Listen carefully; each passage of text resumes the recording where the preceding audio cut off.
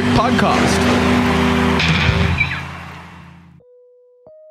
Welcome to the Almost Perfect podcast, a celebration of fuck-ups, failures, and falling flat on your face. This is a podcast that believes you can learn from experience, but that experience doesn't have to be your own.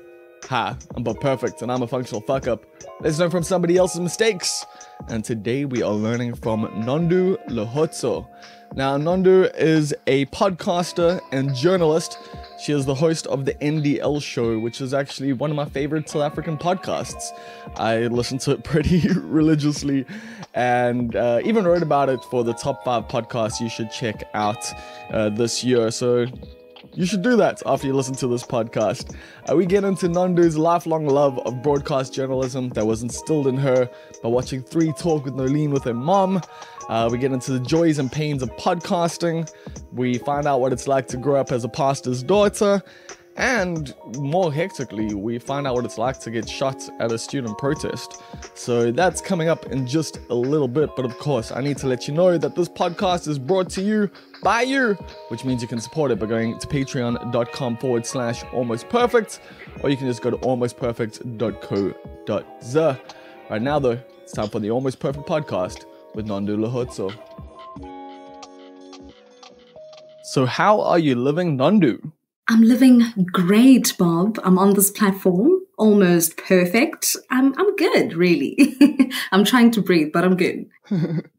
Yeah, because we were just chatting a little bit before the podcast, and I'm going to be the one editing this. So I was busy saying, like, I'm super impressed with listening to your podcast because it sounds like you're someone who is super conscious of, like, where I just said now. The likes, the ums, the you knows that are so common in speech, you know?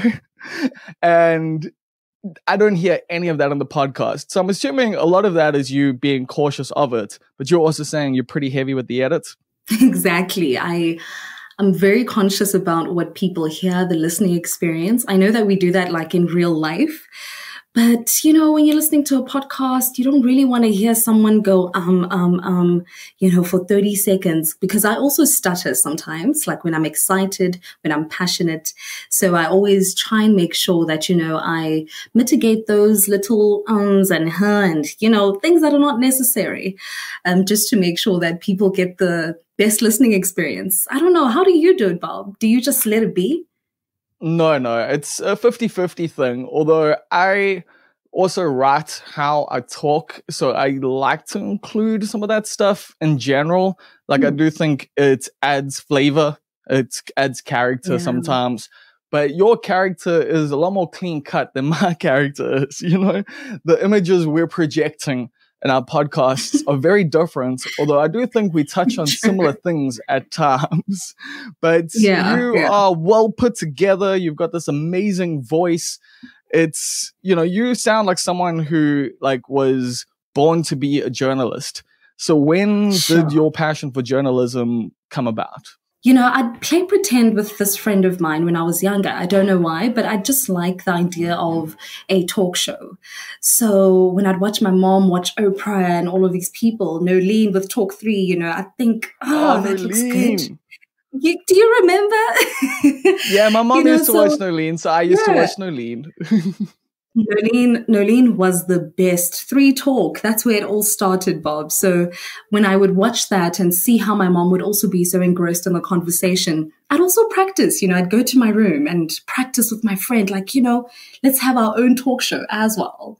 So that's where we started, you know, playing talk show, I guess. And there would be no audience, but we'd act as if, I'd say maybe 10. Oh, wow. Young. So it's literally been like a lifelong thing of... Yes. Was it partially because you wanted to impress your mom, or was it also just because you loved like that whole vibe? I love the vibe, but you know what? My dad is also an amazing speaker.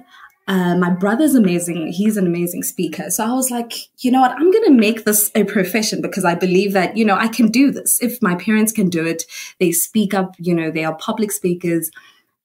I thought to myself that, yeah, this is where I want to be. I love talking. I love interacting with people, even from a young age. You see, I'm saying, so that you know that I do say this thing on my podcast. I just edit.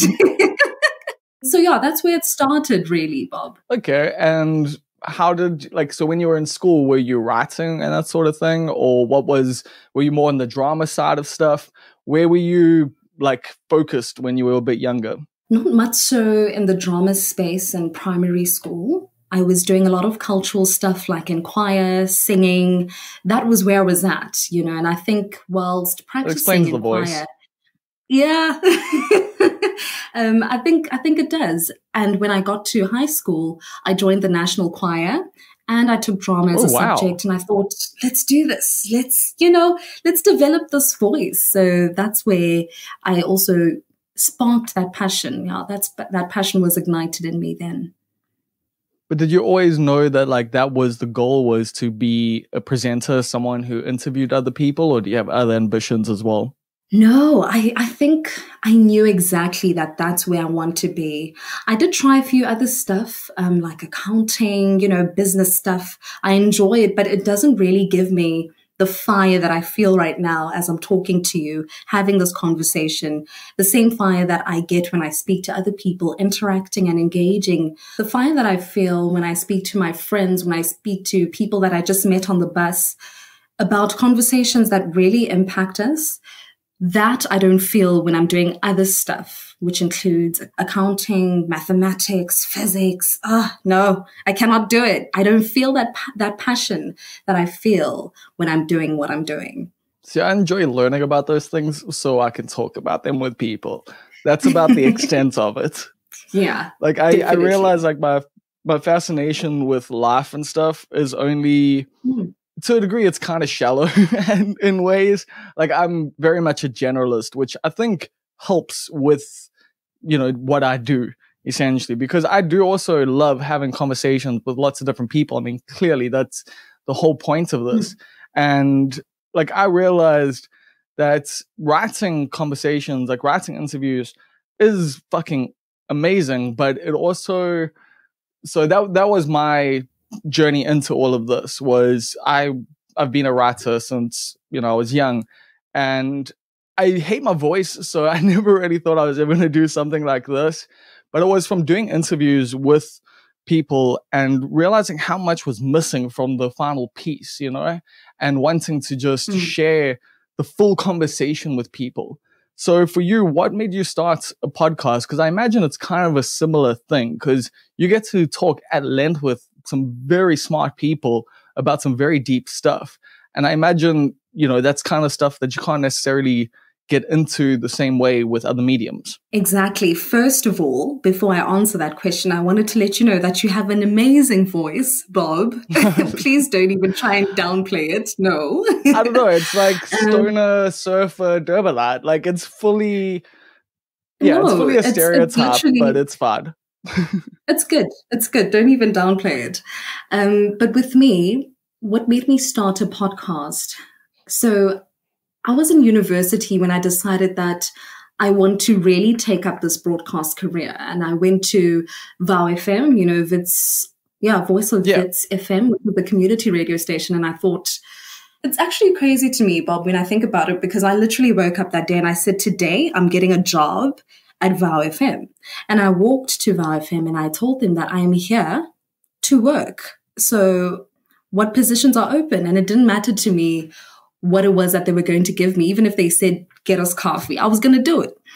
But essentially, what I learned through content producing and all of that, I thought, the presenter isn't really giving the questions or asking the questions that we, the people, really need to know. So I thought if I had my own kind of platform where I wouldn't be censored as much as on radio, that I'd be able to try and get those questions that people wanted to know. And even while studying, I studied sociology as well. So while studying sociology, you get caught up in the socio-political issues because, it's sociology after all. Yeah. And you think about all the constructions that we are all subject to. And I just got invested into trying to debunk these constructions that we constantly try and fit into. But naturally, we're not, supposed to fit into what society has prescribed us to be. So that really Amen. sparked the reason. Exactly. So that really sparked the reason as to why I thought, let's start this podcast and see where people are at, where their thoughts are, how they navigate society, how they think, and all of that. So that's really how it started for me. I'm very interested to know how it started for you. Well, yeah. So as I say, like I was a music journalist and, done many different things. I watched Almost Famous when I was a kid and that ruined my life. I wish I'd, watched Jerry Maguire a little more closely or some other movie where people actually make money. But no, I chose the movie to base my life around. That was the one where you go into a dying industry. But the podcast thing is because I love podcasts. Like I listen to Mark Maron religiously. And I think the first time I heard Mark Maron's podcast, I was like, I'm going to start a podcast. But I didn't think I had the skill set. And I also didn't have the equipment and the knowledge. And at the time, like there wasn't necessarily as much information on it available when like I was thinking about doing it.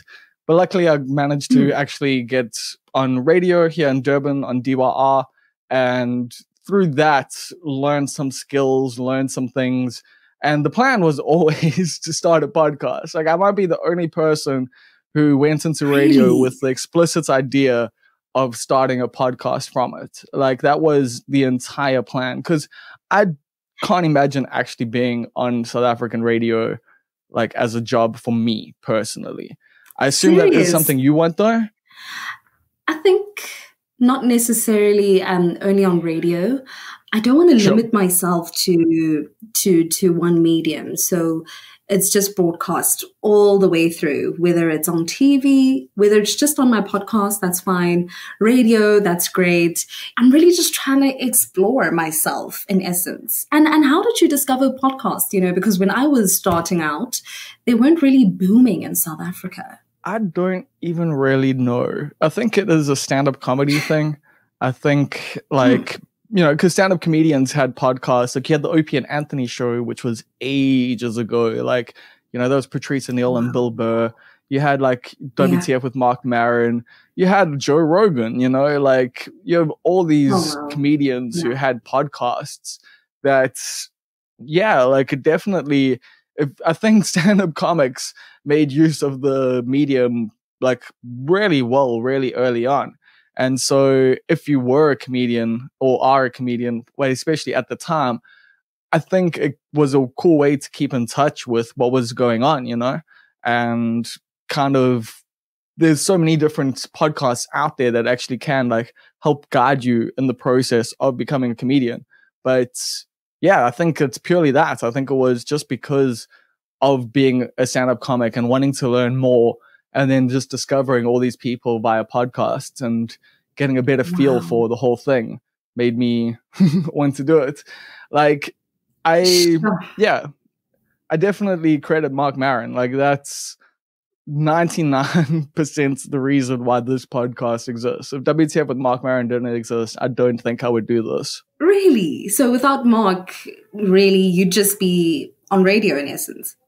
Or writing I wouldn't even be on radio. Like, I don't know what I would be doing now. Like, to be completely honest with you.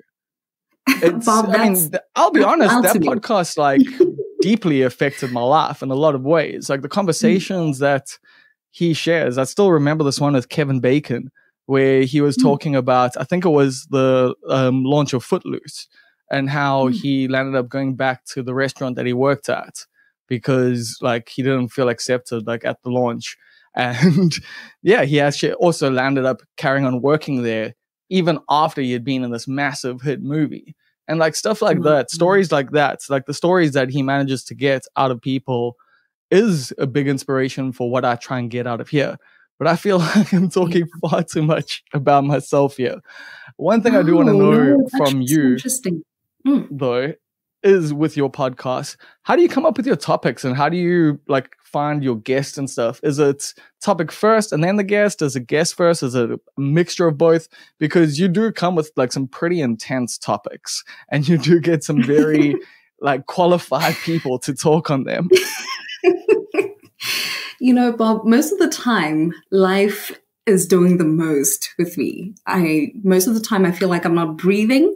And that's why even when we were speaking via email, I was like, are you breathing? Because most of the time, I'm not okay.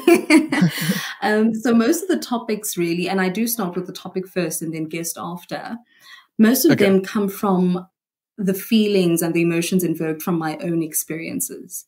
So I'll have a lot of things that happen to me and I'll think, oh, why is this happening? Why am I feeling this way? And I'll go and ask my friends, do they feel this way when this happens? Or just a random person, hi, do you relate to this kind of thing? You know, and just see where they're at as well. And if I feel like there's enough juice there, enough meat, that's when I put it down on a running order and get a guest and all of that. And the guest must be an expert, you know. If it's not us normal people speaking from our hearts and our experiences, then I definitely get a guest just to get an expert level type of explanation as to why we're going through what we're going through. So really, that's basically just it. It's not hectic. And how about you? I mean, I just pick people I think are cool. Like, it's really nothing bigger than that. It's just, do I want to talk to that person? Yes, cool. Let me get them on. It's also, I do think, like, you know, will the listener, you know, want to hear from this person? That is a big part of it as well. Like, there are some people who I would love to talk to, but wouldn't be very interesting to other people. And, you know, some of those people have been guests on the podcast, and I've seen the results. So I do less of that. Oh, hectic. How much do you think about that sort of stuff, though, when it comes to the podcast? Are you concerned, you know, with constantly growing your audience, you know, making sure the numbers go up? Or are you more focused, you know, on just getting a good thing out there and letting it fall where it may? You know, I must be honest. As of late, I've been feeling a little low, right? I mean, Sure. I'm going to be honest here. I don't want to come here and act. You know, when the podcast, for me, when it's not really growing as much, like it grows slowly for me on my side, it's been growing slowly, but I haven't been feeling fulfilled when I look at the numbers. So what I am trying to do most of the times is to produce something that I feel is a great package and something that I would like to listen to, something that a few of the people I've interacted with would like to listen to. And it gets to a point where the numbers don't matter, Bob, you know, because at the end of the day, I feel fulfilled and I feel that I've done the best that I could with this episode, and I'm not going to allow numbers to try and reflect the value that this episode could bring in someone else's life. So that's how I'm trying to go about it. Yeah, at first I would really think about the numbers. It's hard. It's a constant battle. I don't know if you feel the same way. I have gone through the exact same journey. Like, I think the numbers for this podcast are pretty decent, like, genuinely, but they're not what I thought they would be. Like, that's the honest truth. And it's fine because you're competing with so much. Like, that's the honest truth of it. And it's like, there's no such thing as organic reach anymore. Like, it's... Exactly. Like, when I started blogging, like, I had the glory days. A large portion of the success that I had was pure timing. Like, when it comes to this sort of thing with podcasting, we're either too early or we're too late, and I can't figure it out yet. Like, me too. Me too. Oh my goodness. Wow. Like, it genuinely does feel that way, but at the same time, it is a thing. Like, because I could have stopped doing this. I could have. I can at any point, and so can you. That's the thing. Like, because of what it is, because it's not this huge thing, it does become about how much do I really enjoy doing this? And I enjoy doing it so fucking much, especially when it's good.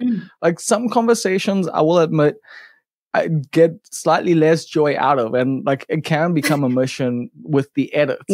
And that's when I, like, you know, feel a little despondent. But that's any work. Any work is like that. You know, not everything's always going to be the best. But if you had any awkward conversations, like, I'm not going to mention any names, but people can go and listen and figure out for themselves, like, which episodes didn't go quite the way I wanted.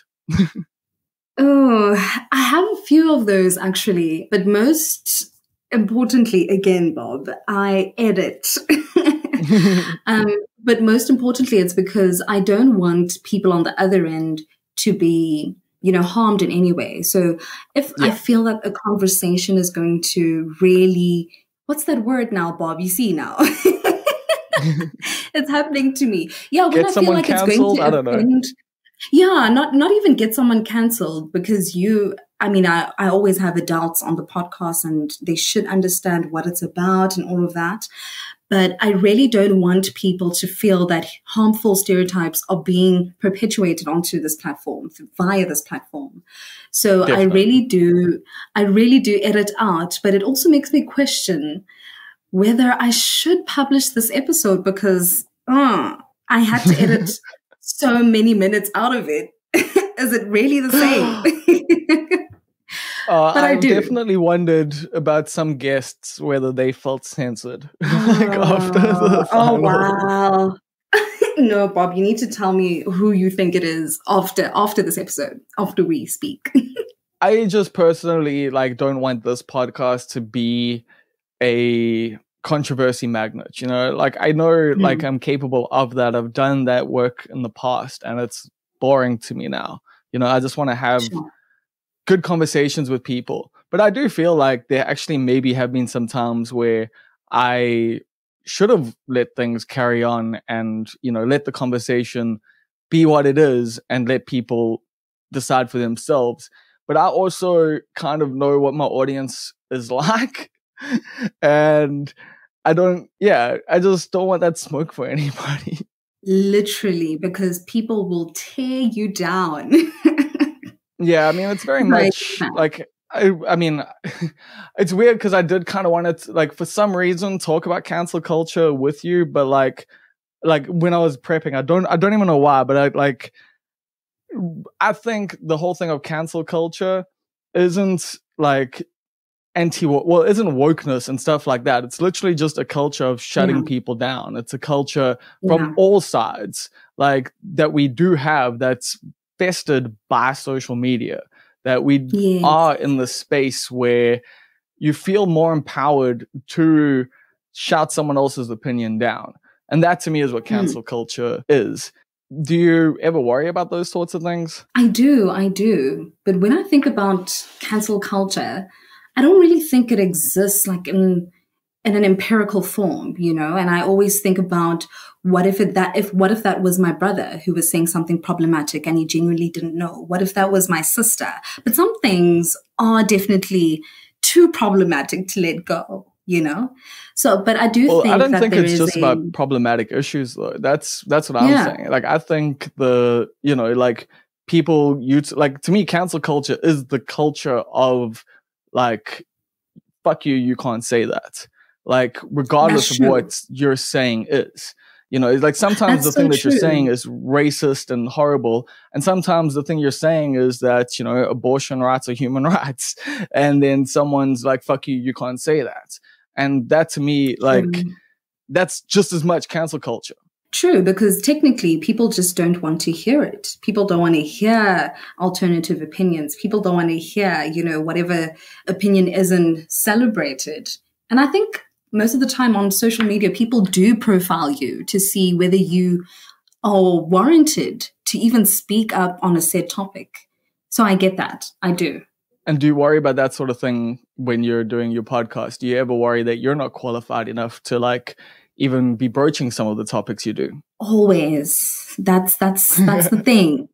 But I'm a human being before anything else. And I want to ask the questions that, my friends have, that my colleagues have, that my family members might have.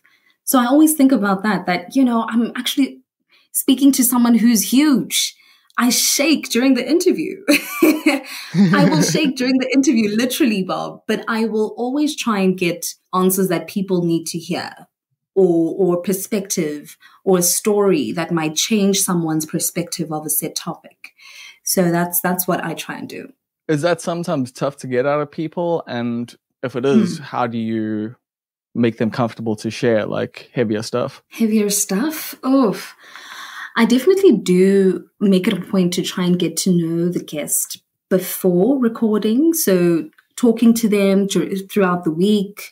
If I've interacted with them on Twitter, maybe then I'll feel that, okay, maybe this person will be a bit comfortable, but I definitely gauge before, having the conversation on the platform to see how they're answering normal basic questions. And if I feel that I am pushing and I can sense a bit of tension, I do draw back. I do withdraw because I don't want, my guests to feel that, I kind of got the story out of them and they weren't ready to share. So that's what I am conscious of. And how about you?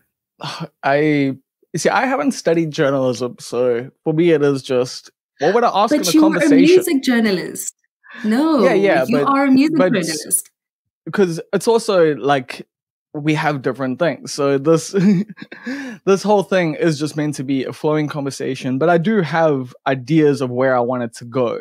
And I know certain things that I can start bringing up and people might be open about it or they might close off, like family stuff, like it's a great one to be like, what was home life like growing up?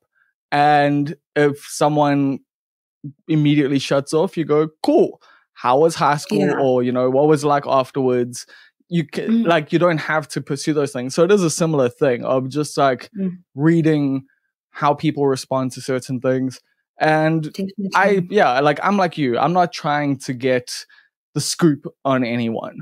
I'm just trying to have a real conversation with someone that they feel comfortable with. I want to know what your story is, So how was home life growing up? Because obviously your parents, as you say, both good public speakers.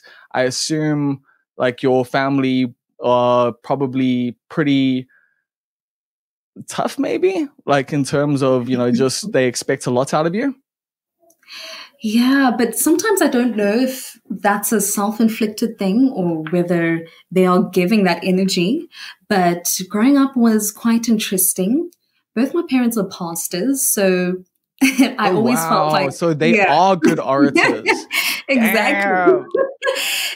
Bruh, so I always felt like, I don't actually have the space to grow up and make mistakes like everyone else does because I have to follow the rules. They are the head pastors at our church. I cannot make a responsibility mistake for you. Yeah. It is. Because you're under the microscope from the whole congregation. Do you see? So I always felt like I can't be a normal person, especially in front of the church. So that was a bit tough. But as I grew up, I just realized that, this is my life. They decided to be pastors. So I have not made that decision as yet. And I don't think I'll be making it, period. I decided that, I'm just going to live life for me. They were a bit strict. My mom was more strict than my dad. My dad is very sweet. He sings also, by the way, soprano, amazing voice. But and I had siblings. I have siblings, actually, an older brother and an older sister. So they were there to support, they were the outlet. And they're about 10, 13 years older than me. So So they had been through it. Exactly. I'm the mistake child that popped up. I always say this and people think, it hurts, but it's the truth. My parents did not plan to have me. Exactly. You don't plan that, oh no, I'll have my next kid in 10 years. That's not real. So, but at times though, I must tell you, I would feel that, I really wasn't planning. Like my parents are not ready for me because they make me feel like, now I have to pay school fees and all of those things. Now I have to do this. But guys, I wasn't there when you were making this thing happen. And I'm here now. But I had a great, interesting childhood, just trying to balance living my own life through the lens of being a serious Christian. Being that person. But as of late, as I said, I've been trying to live life for me. It is what it is. And I don't know, how much more detail do you want? Well, did you ever rebel, as a kid? Did you ever go sneaking off, going to the clubs or anything like that? Bob. Oh, Bob. what if my church members are listening to your podcast? What am I going to do? They would have turned off at the intro. Like, that's why I have the swearing right at the start. It chases off all the people that would be like worried about these sorts of conversations, you know? No, that's a good one. That's a good one, Bob. I definitely did. I actually feel like I'm the most rebellious kid that my parents have had, because I would do exactly that. I would sneak out. I would date. I mean, I even went to boarding school and I snuck out with my friends, and my parents found out. Oh, Bob, it was a movie. It was a movie scene, and I will not get into that. I'm still trying to recover from all of that. So yes, definitely. I was a child who snuck out to go to parties. You know, I'd just do the most in terms of my parents. I don't know how they coped. But I hope they forgive me. You know, as Christians, we have to forgive each other. So there's that.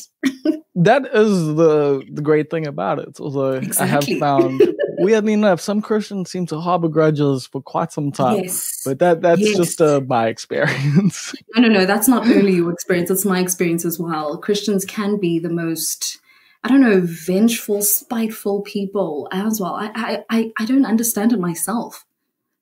I don't know, puritanical ideologies in general can be problematic, like, I guess, because that's the thing. A lot of, like, I appreciate Christianity's finer points. You know, Jesus was just like, yo, love your neighbor. The other thing was love God. That's it. And like, you know, like, that's it. He was just like, those are the two main things you got to focus on. Like, just don't even stress about the rest. And people get so caught up in so much nonsense. Everything else, Bob, things that don't matter. I mean, why? And also, even as you're speaking, I'm reminded of how I always have to balance what I believe. For instance, my parents don't believe in, you know, queer communities or anything like that. I have many friends who are part of the queer community. I love them, and I even bring them home to say that, yay, don't think that you're going to come here and make people feel as if they don't deserve to live their own lives. So I've always been very rebellious in that sense, that I don't believe most of the things that they believe in. I'm very much my own person, rebelling against the pastors. Typical pastor's kid, I guess. That is, I mean, that's why so many stand-up comedians are literally pastors' kids. Like, exactly. And they do the most. Are you a pastor's kid? Are you sliding it in there just to make sure they win? No, definitely not. Although my dad found God after, like, being in jail and stuff like that. And my mom, like, interesting relationship with religion. I'm, like, atheist. Like, I do feel interested in spiritual concepts and philosophical concepts, and like I love learning about all of it. And I went through like a Christian phase when I was in high school, although it's like I was an atheist, then I was Christian, and then I was an atheist again. And like I appreciate the metaphors like is basically how I treat all religion. Like I think there's a lot of interesting ways to look at life, a lot of cool philosophical ideas like told through fantastic metaphors, like just really good stories that really, like, you know, a lot of Jesus's parables are just good things to tell people. But like I do get bugged out like by like people getting caught up in Leviticus, you know? Dude, you're speaking volumes right now. But what was it for you that made you really decide that you want to be atheist as opposed to attaching yourself to any other religion? Is it that thing of being afraid of being too invested? No, like I just don't think there's a God. Like, you know, I've weighed it all up, and like, like I like the, you know, the more Zen ideas, like when it comes to, you know, God being everything and stuff like that. And I can appreciate those kind of things, but I still don't like necessarily agree with it. Like, I just like the concept and that. I think this is all chaos. Like, I think we are like just experiencing one hell of a ride, and we should, try to just feel it all. Yo, Bob, I relate to that so much, you know. And what would you say is the most prominent misconception about atheists that you've encountered that really grinds your gears as a person when you hear it? Well, it is the Pascal's wager thing. Like, like it's safer to believe in God. So like a lot of people are like, why wouldn't you just believe in God? Because, like that way, even if you're wrong, like it doesn't matter. But like, because if you're an atheist and you're wrong, like a lot of Christians believe you're going to hell. A lot of people believe that, shit's not going to go well for you once you die. But atheists aren't ever really stressed about that. That's true. You just live your life. You don't have that stress. That's one of the most freeing things about it, because like when I was in church and stuff, like I felt very conflicted by like, I'm going to be a little crude here, but God being able to watch me masturbate, like it was that created a lot of conflict in my life. Like, and that was like one of the, reprimanding sessions that if you masturbate, God is watching you. God is watching you. Exactly. Like, which is a very weird kink to have now. Like, exactly. And, as kids growing up, I'm not going to lie, we do feel the need to masturbate and explore our sexual sides. So having to hear that and knowing, I won't lie to you, Bob, I still struggle to balance that thing. And I'm also just trying to understand still whether I'm a Christian because the idea of hell has been so terrifying to me. Yeah. Has been conveyed by my parents. I'm so terrified of the idea that, for the rest of my life, I'm going to rot in hell in essence. But I don't know if, I don't believe that's the way to live. If I'm going to be Christian, I should be Christian because I want to be. And if I want to be atheist, I should be atheist because I want to be, not because someone forced me, because if I don't, then I'm going to go to hell.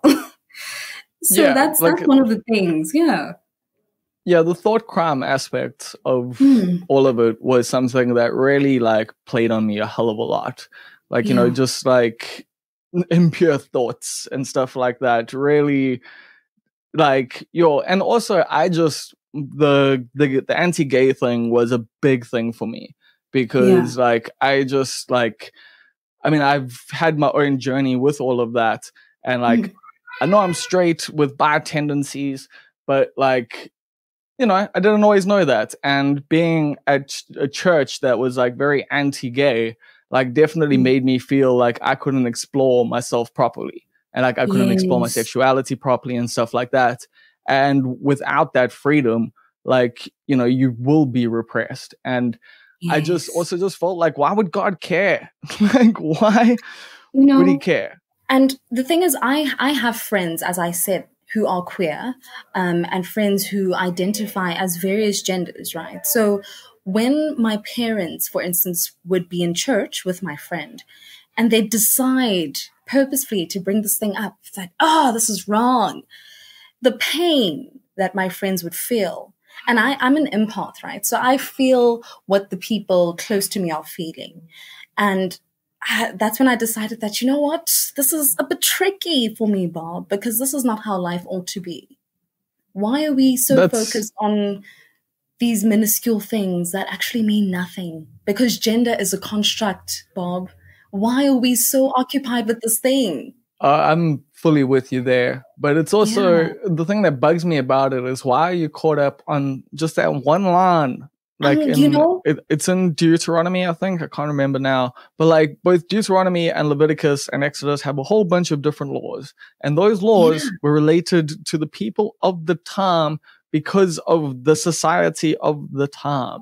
Like, they were helpful to Moses and his homies. They were not meant to be eternal laws that everyone followed for, like, they didn't have iPhones. Like, they had the tablets from God. Like, that was... Yeah, I don't know. True. It just, it frustrates me that we're still, like, some people are still caught up in ideologies from a very long time ago, when those ideologies have evolved and are about, like, to me, it bugs me because, like, you look at Islam, you look at Christianity, you look at even Judaism, and, well, at least the monotheistic religions are all essentially about love to some fucking degree. Like, that's all. That's the message. of life. It's be a good person to other people, be a good neighbor. Like that's what all the texts say at some point. They all say that. And yet we managed to fuck it up. Exactly. Gosh, you said it perfectly. I'm not even going to add more. Done. Yeah, shit. I was not expecting to get into all of that. That was one of the things I actually wanted to ask earlier. Was like one of the things I noticed about your podcast is you actually do bring quite a lot of yourself to your podcast, which isn't something like a lot of journalists do. So is that something that you do because you have the freedom to do it, or what is it? You know, like, because I know like in other aspects, you wouldn't be able to bring so much of yourself to like a TV show or to a radio show necessarily. Yeah. So I always feel like I have to subscribe to certain norms. When I go to work, I have to act a certain way. I have to speak a certain language. When I'm at home, it's the same. You know, this is the Christian household. I can't just be swearing. I can't just be, wearing a crop top, even though I want to. And I've wanted to many times. So yeah, the podcast definitely is that one outlet where I feel that let me just be, even though I still do try to come across as professional, because I'm very conscious about not trying to waste people's time. It is that podcast that outlet where I can really express myself as an individual. So that's why I bring so much of myself into the podcast, because most of the times on other platforms, such as writing, journalism, all of these things, church, I can't really fully express how I really am. Do you get what I'm saying? I don't know. Oh yeah, definitely. That's actually really interesting. And like, it's kind of like just going back to like what we were talking about in the beginning, where like, it's kind of weird that it's this space that's your own when you got into like the whole journalism thing, through watching stuff with your mom and that. And it's like, it's kind of like a weird thing that it's now become like just this completely your own space, Definitely. I wouldn't have expected it to be, but it is what it is now. And I mean, it helps me breathe, especially when life is doing the most. And is that like I'm leading the question here, which is silly, but like, I know personally, one of the coolest things about doing the podcast is that you do get to like learn more about yourself through other people and through, like, as you were saying earlier, like you like to explore topics of the things that you're currently going through. So it's interesting that like, not only do you bring yourself to the podcast in terms of sharing your experiences in them, but it's literally because of the experiences that you're going through that you like tackle the topics that you do. Yeah, it's exactly that. Because I mean, if I can relate to it, surely there must be one person who can. But how do you go about, thinking, oh, you said that you just pick up cool people and that's it? Kind of like I follow people on the internet, for years, or I've been around for a while now. Like I'm 35 years old. I've had a career I've had lots of careers now, I'm in lots of interesting spaces. Like I know interesting people, and I also am a consumer of media. Like I ingest like a ton of stuff. Like I listen to what's happening. Like I watch, lots of YouTube channels, from here and overseas. I listen to, like, if someone's got a podcast, I'm going to give it a listen. And same thing with art, music, various different things. Like if I see people raving about something, I'm going to check it out and I'll follow that person for a while. I'll get an understanding of who they are and that sort of thing. And yeah, like also at the same time, there is always some sort of personal connection to that person, like we're podcasters. Like that's, so I can get it's basically, you know what it is? It's people that I can extract information from that can help my life. Like that's the honest truth. Wow. I'm like literally clicking my fingers because I relate. Yeah. But awesome. That is why, like, I think there is that similarity between our podcasts. Like we do come from with different approaches to it, like, but at the same time, it covers similar things in similar ways. Like I think it's just, I think I'm a lot looser because I didn't go to journalism school, which is actually something I want to talk to you about. How much like of your career is because of studying journalism? Was it super useful? Did it get you where you need to be? Or do you feel like you could have maybe sidestepped some things like without it? Sure, that's quite an interesting question. I do think I could have sidestepped a lot of things actually without the degree, because I believe that to be a journalist, you don't have to go to school. You don't have to get a qualification to be interested in people's stories. You could just be an everyday person who wants to learn more about people or certain situations, or why the government is doing what it's doing and how it impacts us. So I do feel that I didn't really have to go. I think that was just more about the qualification to prove that, come on, I have the certificate, I can do this thing. But I mean, from way you back, went for your honors. But I mean, I don't know. So you must have enjoyed it. Oh no, Bob. No. Last year was it was actually last year. It was the worst time of my life. I mean, you were also in the pandemic, so. I was in a pandemic. I was shot whilst on the job. Oh, yes. I was going through mental health issues because of that. Because at the same time, as a journalist, you don't have time to take care of your emotions. There's no time to deal with your mental health issues because there's a story that you need to write. You have a duty and a responsibility to the public to inform, so there's no time to deal with whatever. I would pitch stories on the way to the hospital while I can't sit on my ass because I was shot in the ass too, Bob. So it was quite hard to get through that year because I was going through a lot. But at the end of the day, I knew that, no, this is something I want. So I'm going to have to put my mental health issues aside for this year. And I'll deal with it next year, and I still haven't dealt with it. So there's that. So this is why many journalists are alcoholics. You see, I'm not going to say too much in case my parents are listening, but yeah. No, I mean, I just know because some of my friends are journalists, and some of my friends aren't journalists anymore because it is just such a tough job. And it's also like, at the moment, it's a terrible time to be a journalist. Media is in the most chaotic it's ever been, I think. Things are so divisive. People want slanted news, and at the same time, because of blogs and anyone being able to start a website, you're competing with so much much misinformation and so much it's fucking crazy. And no one's buying newspapers anymore. So I wanted to actually ask, what is it like to be a journalist? Like you said, you just came out of studying last year. I mean, you were on the ground. Was it at riots that you were shot, or what was the situation? Yeah, so it was a student protest. Student protest. Yeah, I was covering it at WITS as part of the practical, I guess. And Bob, I kid you not, things turned so quickly. All of a sudden, when I was watching the protest from within the building through the window, it looked cool. The police were on one side, the students were on the other side of the road, and it did not look chaotic at all. Otherwise, we all wouldn't have been allowed to go out and to try and cover the story. But when I got out, and after filming one or two videos, things popped off, and I don't understand why. I still don't to this moment. But those cops are, they're on trial currently for a lot of things because they did abuse their power. When I was being shot. Yeah, it's good. And I hope that we do see this case. We hope to see justice being served.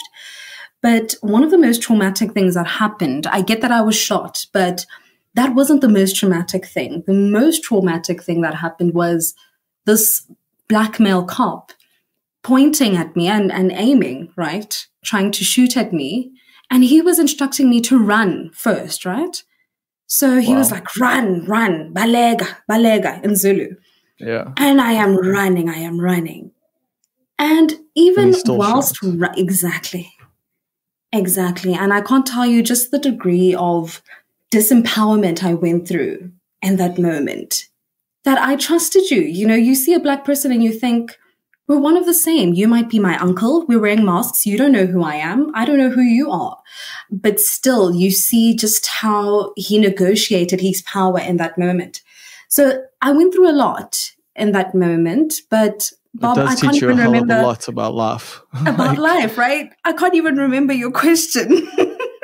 No, well, I mean, I was just asking about what happened with the being Yeah, shot, but I was like wanting to know just about being a journalist in, this time. But like, I yeah. wanted to just talk a little bit about like, yeah, like I went to FISMA's fall protests. I've been to like quite a lot of protests, like, Hmm. and it invariably turns chaotic when the cops decide for some fucking reason to, throw a fucking tear gas canister or to Yeah. start like there's some scuffling, something happens, and then all of a sudden, like everyone has to run. Everyone like Yes. I hate it. It's like you can't Same. just have a peaceful fucking protest Not because at the all. cops won't let it happen. And They it's won't. They won't. And they yeah, typically do this to students. You don't really see them exactly. doing this, when Kosatu's marching or whenever, whatever else, whoever else is marching. But specifically when students are striking, that's the response. And that's the issue that I have. But being a journalist in this space, it's quite tricky because as you're saying, yes, we're competing with everyone, literally everyone. But for me, Compete I'm a with Ben financial, Shapiro. Like yeah, dude. But I'm a financial journalist, so I'm enjoying being very factual, not having to cover things that involve emotion. Money is where the world, that's how we move, that's how we live. So I yeah, like being a financial journalist because I'm not really in those dangerous places like a student protest. sure. And not Has anyone it can helped? cover financials. And has that helped you with your investments? Yes, I am learning more about investments, but what has become more interesting to me is the fact that I don't know if you know about easy equities, Bob. Yeah, I So do. are you an I use investor? them. Yeah, yeah. I've What got are you investing my in?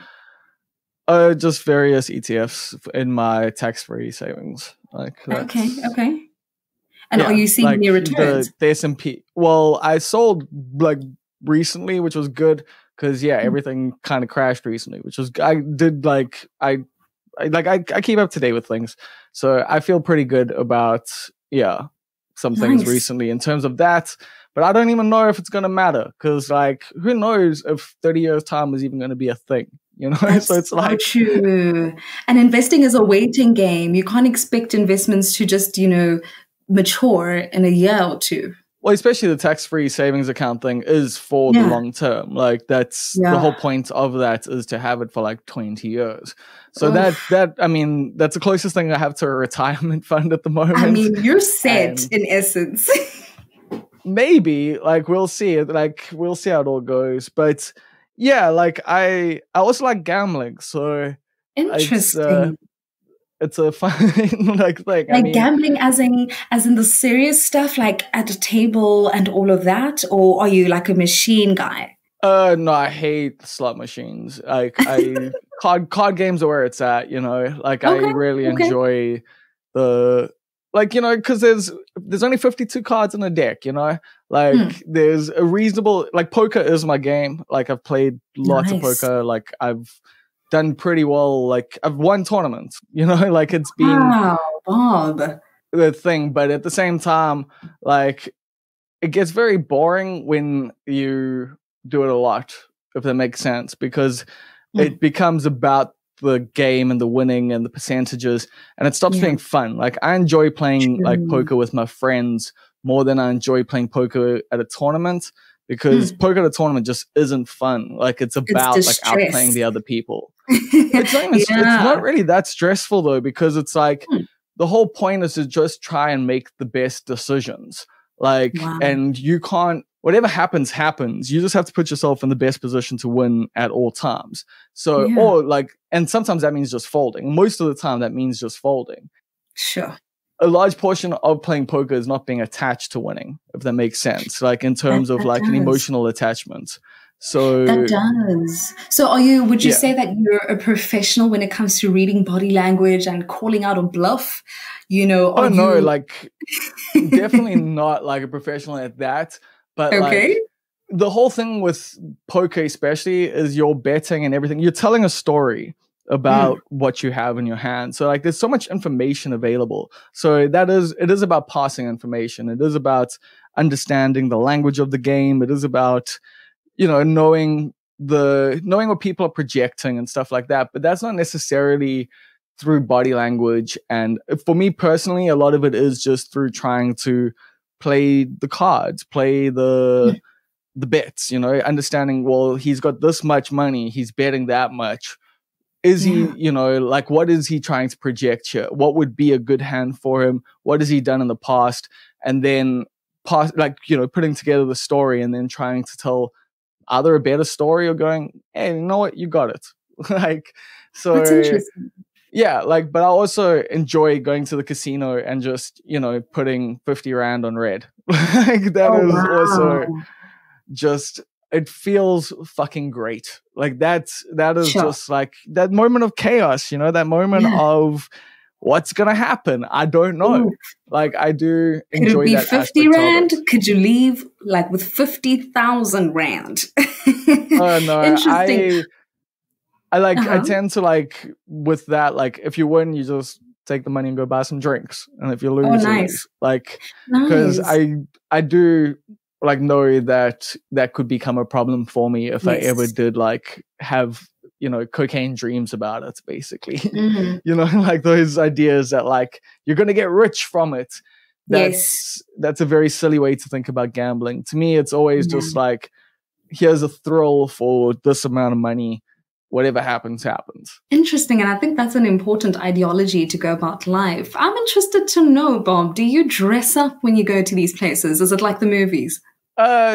Depends. But, like, a lot of the time it's actually been after a poker game. Like, so there used to be a tradition that, like, we'd have a poker game at a friend's house, and then whoever won would have to take all the money to the casino and bet all of it, like, on one thing. So it was just chaotic. But it's also, like, I don't know, like, a lot of the time it's just been because the casino's nearby, and it's just been like, cool, let's just pop in and, like, drop a 50, because, you know, Suncoast has the Durban International Film Festival there, and it also has a lot of other events in and around it. So sometimes I'll just pop in there and put $50 on, typically on red.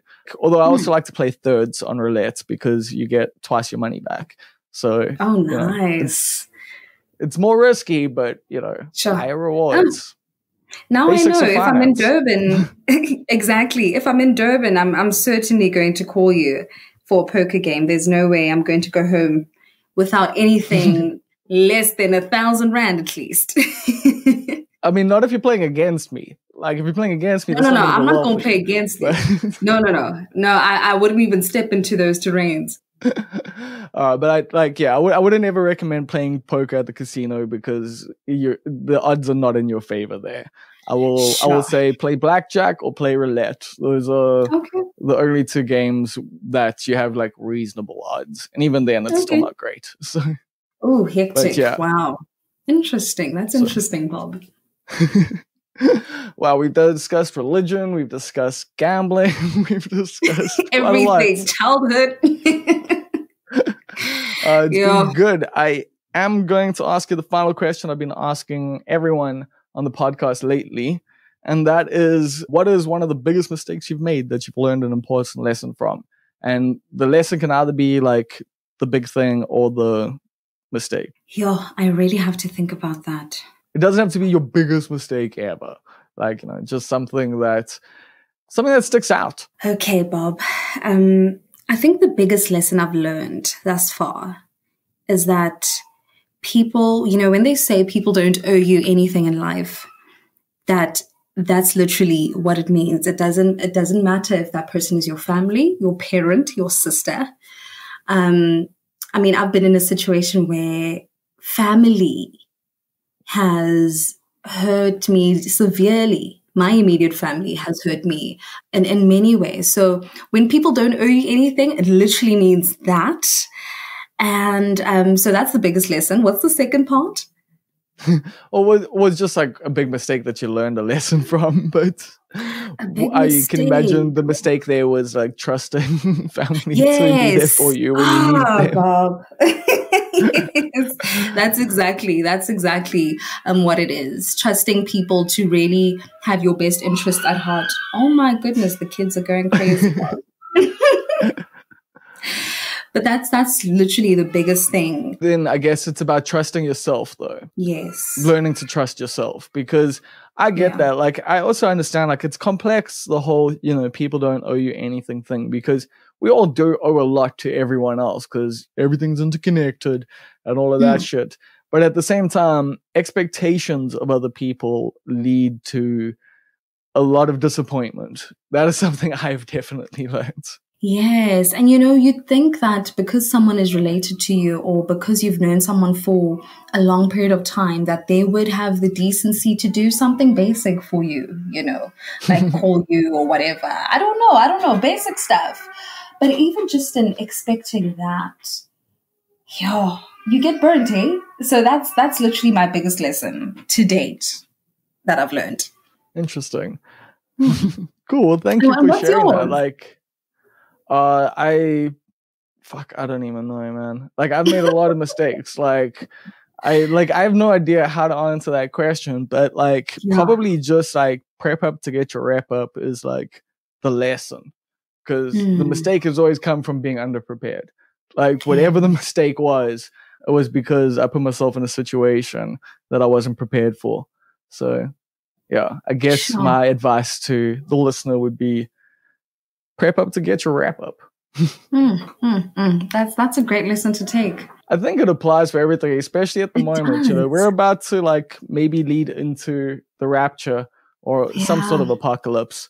So definitely maybe do some sit-ups, like it's Oh, you speaking to me there. You speaking to me No, not personally. you. Like, it's me personally. I'm talking to myself. Like, that's a little reminder, because I haven't done that, and it's like you can't survive the zombie apocalypse, if you can't run a 5K. It's exactly.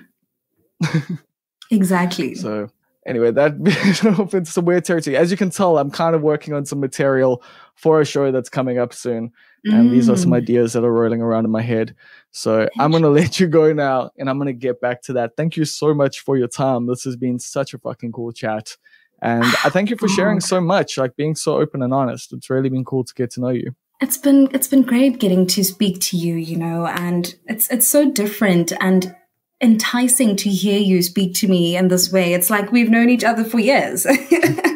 And we've been, seeing each other like on that. Twitter. I've listened to your podcast like a ton, so it's like I do feel like that's the thing. I think it's easier to have a conversation with someone when you both do the thing that the other one does, I guess. So, Bob, you're my friend. That's it, right? I can claim you as my friend in public. 100%. Can I do the same, please? Please do. I can't be claiming alone.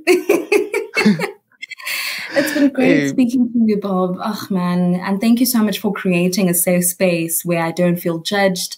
We really do need more platforms like this, man. Well, thank you. So that was Nondu. And yeah, I did not expect the conversation to take all the twists and turns that it did. I knew we were going to have a good one, but that went a lot better than I was even expecting. So thank you so much to Nondu for her time. And as I said, go check out the NDL podcast, man. I think she's got a bright future when it comes to podcasting and just broadcast journalism in general. She did the thing that Kanye did when we were fucking doing the podcast. Just kept asking me questions. So I know that one was kind of like a 50-50 interview in a way. Half of it was her interviewing me, and half of it was me interviewing her. But I enjoyed that. I really enjoyed that conversation. You might be surprised to hear this, but I've actually been enjoying things in general. I don't know if life's bad out, in the world these days. It probably is. But I'm having a fairly decent time. I've just been keeping my head down.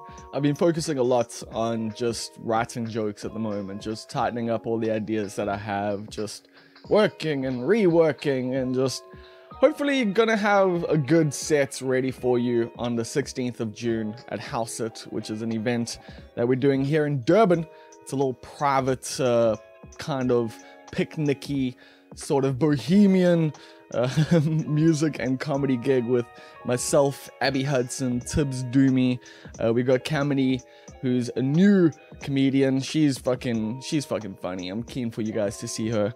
We've also got Ziggy Stardust and Damian Rude coming through with the music, and then some guy called DJ Michael Sarah. I heard he teared it up at the Winston on Saturday night. I heard dance floor was heaving.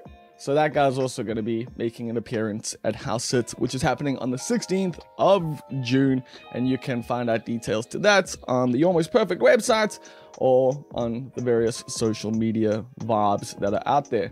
But yeah, I've really actually been enjoying, I'm going to say that, I've been enjoying writing. And a lot of it's been terrible. A lot of it is silly stuff, and some of that silly stuff will make it to the stage and might not make it further, might not make it to the end product, because the whole point of this is just a continuation of The End of the World, which was a show that I did back in August, back in fucking 2019, and I was meant to take it around the country and hopefully record it, and then fucking pandemic hit. So now I'm trying to rewrite that whole thing, rebuild it into something else that's called It's Not the End of the World. And this gig's going to be the first time I get to test out some of that stuff. There is a lot of stuff that's from the old show, but it's basically going to be 50-50. Like, because a lot of the other stuff isn't even relevant anymore. And there's new shit that happened. And yeah, but as I say, I've been enjoying the process. What else have I been enjoying? I enjoyed going to the fucking Winston. Saturday was honestly such a jam, man. It was absolutely necessary just to see so many people that we haven't seen because of the pandemic, you know, like it's been a space that we've shared so many memories in, and it was just heartwarming and fucking righteous, man. Fucking Black Math, I was just fist pumping the whole time. I was in the front head banging and fist pumping. I was losing my shit to Black Math, so that was fucking fun. And then yeah, I DJ'd, and I DJ'd for like 2 or 3 hours. People were dancing their faces off. Fucking old friends from Morris Brothers came through. Like, I don't know what they were doing, but they all came through in their ties and stuff, so I think they had like a reunion of sorts. So it's cool to check Matt Campbell. I know you're listening, buddy. So it's cool to check that out and check out everyone else. Just everyone in general. It was so fucking rad. And to keep the party going, keep the dance floor going. Fucking Kate Nash had some Kate Nash foundations, and people were going off. So played the Wombats as well. Just remembered now. Had a weird little like Britpop session in there. As is customary when you DJ though, I did have one woman who was not happy and continually asking me to fucking play something else. And I was like, I literally brought like 100 songs here. That's it. That's it. If it's not being played, if it doesn't sound like the music you're hearing now, I'm sorry, I don't have it. And everyone, like, it was so funny though, because I was just like, everyone's dancing. Look at the dance floor. And then she went up to my girlfriend, not knowing that it was my girlfriend, and was like, are you enjoying this? She was like, yeah. And then she went and asked a couple more people, and even she gave up her pursuit of trying to turn the dance floor against me. Weird times, but I think many DJs know those kind of situations. Fucking strange. Never request, like, unless it's a wedding or something like that, don't ever make requests of the DJ. Just let them do the thing. Especially if the dance floor is heaving. Like, if you're not digging the music, just go outside. That's, doesn't have to all be for you all the time. But yeah, I had a thoroughly great night, and it was cool to be back on the jaw for a bit, but definitely not coming out of retirement, and definitely not going to be doing too many of those kind of nights. Figure once or twice a month, So if you're looking for a DJ, please hit me up. I'm definitely keen to getting back in the groove, but only once or twice a month. So keep it special. It's just, yeah, I was having flashbacks to my 20s that were just spent in fucking toilet stalls and yeah, doing wrecking my mind and my body in ways that are definitely not healthy. And it's good to be out of that. It's good to be able to dip into it for a little bit, but can't be my whole life, you know. Everything in its season. So yeah, that's that. That's all I gotta tell you, I guess. The Winston was fun. I'm working on jokes, and the next time you hear me, I would have done my first proper comedy set in nearly 3 fucking years. So I'll have lots to talk about next week. Anyway, it is time for the shout out section of the podcast. Yep, every week if you're signed up to the titular titles tier over patreon.com/almostperfect, you will get shouted out right here on the Almost Perfect podcast. So shout outs to Rousseau, who is the storage clerk of subtle heresies in the Lesser Overberg region. Shout outs to Russell Grant, the Far East correspondent. Shout outs to Neil Green, our key grip. Shout outs to Karan Sleman, the Almost Perfect hedge fund manager. Shout outs to Vishendra Naidu, our spiritual advisor. Shout outs to Riz Ventura, the director of purchasing. Shout outs to King Julian. Shout outs to Karan Chetty, the assistant to the regional manager. Shout outs to Kath Jenkin, the inevitable ruler of the universe, and Queen Swifty. Shout outs to Steven Olafia, our executive producer. Shout outs to our anonymous benefactor. And of course, shout outs to you.